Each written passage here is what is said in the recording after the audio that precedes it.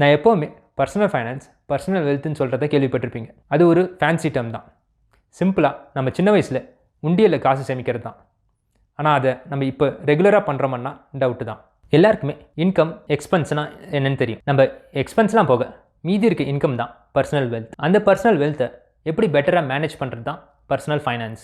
இந்த வீடியோவில் அந்த பர்சனல் வெல்த்தை மேனேஜ் பண்ணுறதுக்கு ஒரு 4 ஸ்டெப்ஸ் பார்க்க போகிறோம். ஹோப்ஃபுல்லி இந்த வீடியோ எல்லாருக்கும் ஒரு மோட்டிவேஷனாக இருக்குன்னு நான் நம்புகிறேன். இந்த வீடியோ பிடிச்சிருந்தா கண்டிப்பாக லைக் பண்ணுங்கள்.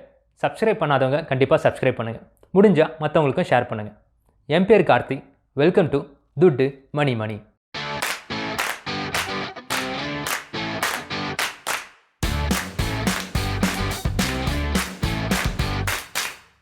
ஸ்டெப் 1 ஒரு சேவிங்ஸ் கோலை செட் பண்ணணும். ஃபஸ்ட்டு இன்கம்னா என்னென்னு பார்த்துடலாம். சில பேருக்கு கம்பெனிலேருந்து சம்பளமாக ரெகுலராக கன்சிஸ்டண்ட்டாக இன்கம் வரும்.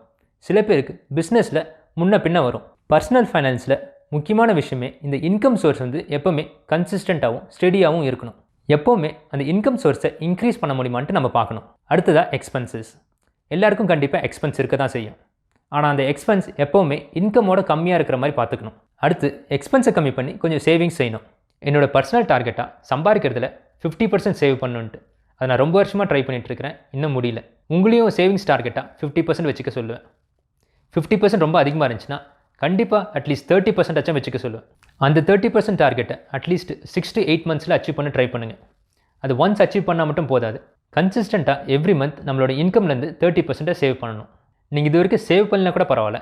ஆனால் இன்னிலேருந்து கண்டிப்பாக ஒரு 5% சேவ் பண்ண ட்ரை பண்ணுங்கள். உங்களோட இன்கம் எவ்வளோ வேணா இருக்கட்டும், ஆனால் அந்த 5% டார்கெட்டை இன்னிலேருந்து ஆரம்பிங்க. நான் இப்போ இதை சொல்லும் போதே சில பேருக்கு வாங்குகிற சம்பளமே பத்தலை, இதில் எங்கே சேவிங்ஸ்ன்னு நிறைய பேர் யோசிச்சிருப்பீங்க. அந்த சிச்சுவேஷன் எல்லாருக்குமே இருக்கும். அதுக்காக நம்ம ட்ரை பண்ணாமல் இருக்கக்கூடாது. அதுக்கு பதில் அடுத்த ஸ்டெப்பில் இருக்குது. Step 2 how to start saving. Simple answer budget. இது சில பேர் ஏற்கனவே செய்வீங்க. இது ஓல்ட் ஃபேஷன் போரிங்லாம் நினைக்காதீங்க. நம்ம பர்சனல் வெல்த்தை இன்க்ரீஸ் பண்ணணும்னா பட்ஜெட் போடுற ஹேபிட் ரொம்ப முக்கியம். பட்ஜெட் போடுறது ரொம்ப சிம்பிள். ஒரு நோட் புக்லேயோ இல்லை எக்ஸல் ஷீட்லேயோ இன்கமும் எக்ஸ்பென்ஸும் கேப்சர் பண்ணுங்கள். ரெண்டுத்தையும் ஆட் பண்ணி கம்பேர் பண்ணுங்கள். இன்கம் அதிகமாக இருக்கா இல்லை எக்ஸ்பென்ஸ் அதிகமாக இருக்கான்னு பாருங்கள். இதில் என்னென்னலாம் கம்மி பண்ணலான்ட்டு பாருங்கள். நான் பர்சனலாக லாஸ்ட் 8 yearsஆக கூகுள் ஷீட்டில் என்னோட மந்த்லி பட்ஜெட்டை ட்ராக் பண்ணிகிட்டு இருக்கிறேன். இது என்னோடய ஃபைனான்ஷியல் சிச்சுவேஷனுக்கு ரொம்பவே யூஸ்ஃபுல்லாக இருக்குது. சிம்பிளாக மந்த்லி எக்ஸ்பென்சஸை கேப்சர் பண்ணுங்கள். வீட்டு வாடகை, gas bill, water bill, electricity bill, அப்புறம் கிராசரிஸ் எல்லாத்தையும் ட்ராக் பண்ணுங்கள். மோஸ்ட்டாக இப்போ கிரெடிட் கார்டு, டெபிட் கார்டெலாம் யூஸ் பண்ண ஆரம்பிச்சிட்டோம். நம்ம பேங்க் அக்கௌண்ட்லேயே எல்லா ட்ரான்சாக்ஷன்ஸும் இருக்கும். மந்த்லி ஒன்ஸோ 2 இந்த எக்ஸல் ஷீட்டில் நீங்கள் ட்ராக் பண்ணிங்கன்னா ஒரு 3 monthsலேயே நம்மளோட ஸ்பெண்டிங் ஹேபிட்ஸ்லாம் எப்படி இருக்குன்னு நம்மளே ஜட்ஜ் பண்ண முடியும். மணி சேவ் பண்ணுறதுக்கு best trick repeated monthly expense ஏதாச்சும் கம்மி பண்ண முடியுமான்னு பாருங்கள். நான் பட்ஜெட் போடும்போது நான் அந்த மாதிரி கண்டுபிடிச்சது என்னோட கேபிள் டிவி பில். யூஎஸில் கேபிள் டிவிக்கு மந்த்லி $70 கட்டிட்டு இருந்தேன். நான் கொஞ்சம் ஸ்போர்ட்ஸ் சேனல்ஸ்லாம் பார்ப்பேன். பேஸ்கெட் பால், ஃபுட்பால்லாம் ரெகுலராக பார்ப்பேன். அப்புறம் அப்பப்போ இந்த ஊர் டிவி ஷோஸ் பார்ப்பேன். அந்த $70 நான் ஃபஸ்ட்டு ரெடியூஸ் பண்ணேன். அதுக்காக நான் டிவி பார்க்காம இல்லை. ஸ்போர்ட்ஸ் சேனலுக்கு நான் இன்டோர் ஆண்டனா ஒன்று வாங்கினேன். நான் பார்க்குற ஸ்போர்ட்ஸ்லாம் HD கிளாரிட்டிலே வந்துச்சு. கேபிள் டிவிக்கும் ஆண்டனா டிவிக்கும் டிஃப்ரென்ஸே எதுவுமே தெரியல. அடுத்த ஷோஸ்க்கு நெட்ஃப்ளிக்ஸும் அமேசானும் யூஸ் பண்ண ஆரம்பிச்சாச்சு. மந்த்லி $70 கட்டிட்டு இருந்தது $20 கம்மியாயிருச்சு. ஸோ பேசிக்காக நான் எவ்ரி மந்த் $50 சேவ் பண்ண ஆரம்பிச்சாச்சு. இந்த மாதிரி ஏதாச்சும் ஒரு எக்ஸ்பென்ஸை நீங்களும் கண்டுபிடிங்க. கண்டிப்பாக ஒரு 5% சேவ் பண்ணுங்கள். அடுத்து ஸ்டெப் 3 வாட்ஸ் நெக்ஸ்ட். சரி, சேவ் பண்ணியாச்சு. அடுத்து உடனே அதை போய் செலவு பண்ணிங்கன்னா ஸ்னேக் அண்ட் லேடரில் கேமில் வர மாதிரி திரும்பி ஸ்டார்டிங் பொசிஷனுக்கே வந்துடுவோம். சேவ் பண்ண ஆரம்பித்ததுக்கப்புறம் முதல் வேலையாக ஒரு எமர்ஜென்சி ஃபண்டை க்ரியேட் பண்ணணும். இது ஒரு மியூச்சுவல் ஃபண்டோ இல்லை ஸ்டாக் மார்க்கெட்டில் இன்வெஸ்ட் பண்ணுறதோ கிடையாது. இது பேசிக்காக லிக்விட் கேஷாக நம்மளோட சேவிங்ஸ் அக்கௌண்ட்டில் ஒரு பேங்க்கில் இருக்கிற அமௌண்ட்.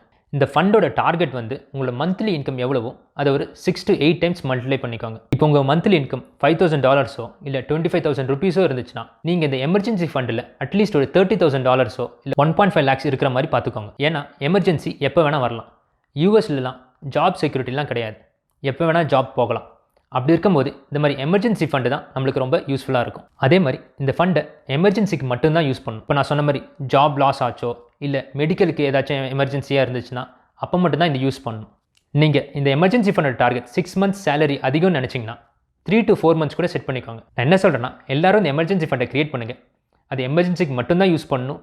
டெய்லி எக்ஸ்பென்சஸ்க்கு யூஸ் பண்ணக்கூடாது. கடைசியாக ஸ்டெப் 4 ஃபைனல் ஸ்டெப்பாக மேலே இருக்க ஸ்டெப்ஸ்லாம் தாண்டி இந்த ஸ்டேஜுக்கு வந்துட்டிங்கன்னா இந்த ஸ்டெப் ரொம்ப ஈஸி. எமர்ஜென்சி ஃபண்டுக்கு அப்புறம் இருக்கிற சேவிங்ஸ் அமௌண்ட்டை சேவிங்ஸ் அக்கௌண்ட்லேயே வச்சிடலாமல் இன்வெஸ்ட் பண்ண ஆரம்பிக்கணும். இந்த யூடியூப் சேனலை இன்வெஸ்ட் பண்ணுறதுக்கு நிறைய ஐடியாஸ் ஏற்கனவே ஷேர் பண்ணியிருக்கிறேன். கண்டிப்பாக என்னோட பழைய வீடியோவை பாருங்கள். இந்த வீடியோவில் சொன்ன விஷயத்தை ஒரு சேலஞ்சாக எடுத்துக்கிட்டு உங்கள் பர்சனல் வெல்த்தை கண்டிப்பாக இன்க்ரீஸ் பண்ணுங்கள். கீழே கமெண்ட்ஸில் நீங்கள் இப்போ என்ன ஸ்டெப்பில் இருக்கீங்க, ஃபைனல் ஸ்டெப் ரீச் பண்ணுறதுக்கு என்ன டார்கெட் டேட்டா வச்சிருக்கீங்கன்றத கமெண்ட்டில் சொல்லுங்கள். ஹோப்ஃபுல்லி இந்த வீடியோ பிடிச்சிருக்குன்னு நினைக்கிறேன். இந்த வீடியோ பிடிச்சிருந்தா கண்டிப்பாக லைக் பண்ணுங்கள். அப்போ தான் யூடியூப் அல்காரிதம் மற்றவங்களுக்கு இந்த வீடியோ ஷேர் பண்ணணும். சப்ஸ்கிரைப் பண்ணாதவங்க கண்டிப்பாக சப்ஸ்கிரைப் பண்ணுங்கள். முடிஞ்சால் மற்றவங்களுக்கும் ஷேர் பண்ணுங்கள். Until I see you next time, be safe, keep smiling. Thank you.